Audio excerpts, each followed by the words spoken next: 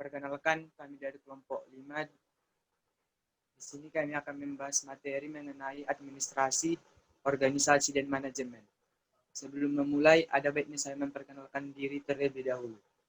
Perkenalkan, nama saya Oskar Suprianto, NIM 4122001055 dari kelas Administrasi Bisnis Terapan Pagi 1B.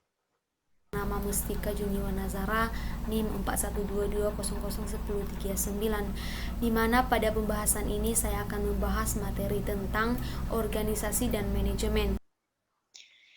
Perkenalkan, nama saya Nabila Bunga Saraswati, NIM 4122001035. Kali ini saya akan menjelaskan tentang studi kasus mengenai PT Pos Indonesia. Di sini saya akan membahas materi mengenai administrasi. Administrasi adalah suatu usaha atau kegiatan yang berkenaan dengan penyelenggaraan kebijaksanaan untuk mencapai tujuan. Administrasi dalam arti sempit adalah kegiatan yang meliputi catat menyatat, surat menyurat, pembukuan ringan, ketik mengetik, agenda, dan sebagainya yang bersifat teknis ketatausahaan. Administrasi dalam arti luas adalah seluruh proses kerjasama antara dua orang atau lebih dalam mencapai tujuan dengan memanfaatkan sarana dan prasarana tertentu secara berdaya guna dan berhasil guna. Adapun tujuan administrasi: 1. Agar seorang usaha dapat memantau aktivitas administrasi perusahaannya. 2. Agar seorang pelaku usaha dapat menilai kegiatan-kegiatan pengorganisasian perusahaan. 3. Agar seorang pelaku usaha dapat menyusun program peningkatan usaha dan kegiatan pengorganisasiannya. 4. Agar seorang pelaku usaha dapat mengamankan kegiatan-kegiatan usaha dan organisasi perusahaannya. Fungsi administrasi: 1. Perencanaan atau planning. 2. Penyusunan atau organizing. 3. Koordinasi atau coordinating. 4. Laporan atau reporting. 5. Penyusunan anggaran atau budgeting. 6. Penempatan atau staffing. Dan terakhir 7. Pengarahan atau directing. Mana organisasi merupakan suatu kelompok orang dalam sebuah wadah yang digunakan untuk mewujudkan tujuan bersama. Organisasi pada dasarnya dibuat sebagai tempat ataupun wadah bagi orang-orang untuk berkumpul, bekerja sama secara rasional dan sistematis. Kemudian adapun tujuan dari organisasi yaitu yang pertama, lebih mengutamakan kebersamaan karena di dalamnya selalu menyangkut dengan orang banyak, yang dimana kita harus bekerja sama dengan anggota lainnya. Kemudian tujuan yang kedua yaitu mudah dalam menyelesaikan masalah-masalah yang timbul itu tidak akan dibebankan atau diputuskan oleh salah satu anggota saja, tetapi seluruh anggota harus ikut aktif dalam memecahkan masalah tersebut. Kemudian tujuan yang ketiga yaitu mengajarkan atau membudidayakan jiwa kepemimpinan karena diberi kesempatan menciptakan inovatif dan kreativitas, dilatih menjadi lebih berani mengambil keputusan dengan seksama dan tidak egois. Kemudian adapun fungsi dari organisasi yaitu yang pertama, memberikan arahan dan pemusatan kegiatan organisasi mengenai yang harus dilakukan dan apa yang tidak boleh dilakukan oleh organisasi. Kemudian fungsi yang kedua yaitu sebagai alat atau sarana untuk mencapai tujuan dengan sistem kerjasama antara orang-orang dalam mencapai suatu tujuan. Kemudian fungsi yang ketiga yaitu sebagai kelompok dalam melaksanakan kerjasama tersebut.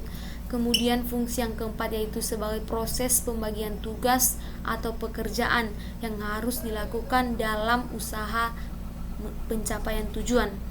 Kemudian materi manajemen, di mana pengertian manajemen ini adalah proses perencanaan, pengambilan keputusan, pengorganisasian, memimpin, motivasi, dan mengendalikan sumber daya manusia, sumber daya keuangan, fisik, dan informasi dari suatu organisasi untuk mencapai tujuannya secara efisien dan efektif.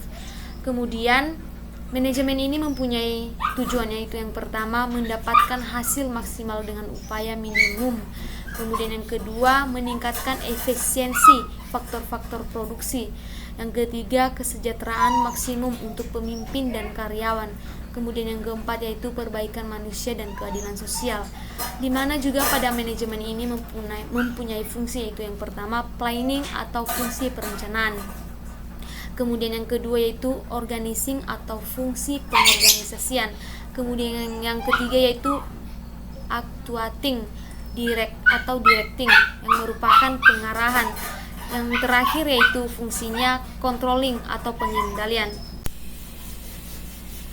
Hubungan antara administrasi, manajemen, dan organisasi yaitu dari ketiga pengertian di atas. Administrasi merupakan proses, organisasi merupakan wadah, sedangkan manajemen merupakan pelaksanaannya. Yang satu sama yang lainnya saling berhubungan dan saling berkaitan sehingga tujuan dapat tercapai. Administrasi terdiri dari organisasi dan manajemen, sedangkan inti manajemen adalah kepemimpinan. Terima kasih. Akan dilanjutkan oleh teman saya dari materi studi kasus. Studi kasus organisasi PT Pos Indonesia atau Persero. Profil perusahaan.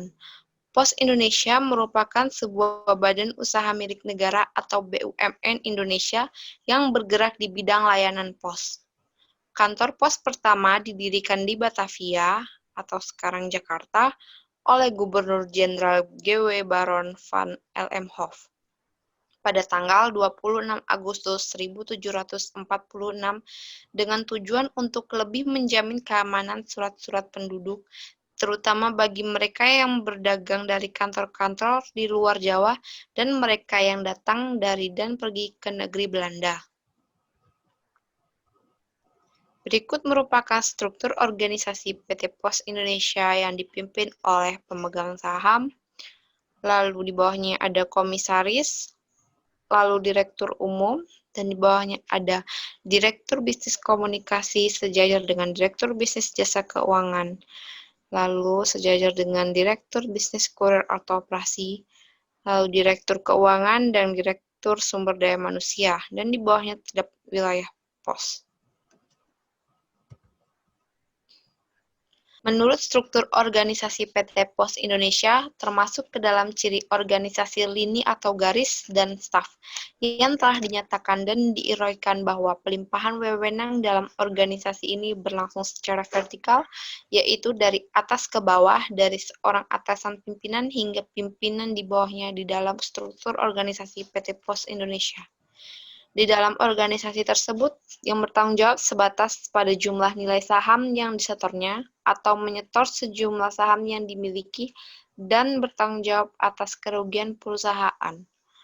Lalu di bawahnya terdapat Dewan Komisaris yang bertanggung jawab untuk mengawasi seluruh urusan perusahaan, memberikan saran dan bimbingan untuk direksi. Lalu di bawahnya terdapat Direktur Utama yang bertanggung jawab atas kerugian perusahaan yang disebabkan direktur tidak menjalankan kepengurusan perusahaan sesuai dengan kebijakan perusahaan. Lalu di bawahnya terdapat Direktur Bisnis Komunikasi yang bertanggung jawab untuk menjaga sistem komunikasi yang baik dan memastikan karyawannya telah memahami tujuan yang ingin dicapai oleh perusahaan. Lalu sejajar dengan itu terdapat Direktur Bisnis Jasa Keuangan yang bertanggung jawab atas pengembangan dan arah bisnis dari perusahaan yang dapat menghasilkan profit bagi perusahaan. Lalu sejajar dengan itu terdapat Direktur Bisnis Kurir dan atau Operasi bertanggung jawab atas jasa pengiriman dan paket pengiriman yang terjadi di perusahaan. Lalu sejajar dengan itu terdapat Direktur Keuangan yang bertanggung jawab atas kondisi dan manajemen kas keuangan di perusahaan. Lalu sejajar dengan itu terdapat struktur sumber daya manusia yang bertanggung jawab atas kualitas dan sumber daya manusia di perusahaan dan perekrutan pegawai baru di perusahaan. Cukup sekian presentasi dari kami, kurang dan lebihnya mohon dimaafkan. Terima kasih.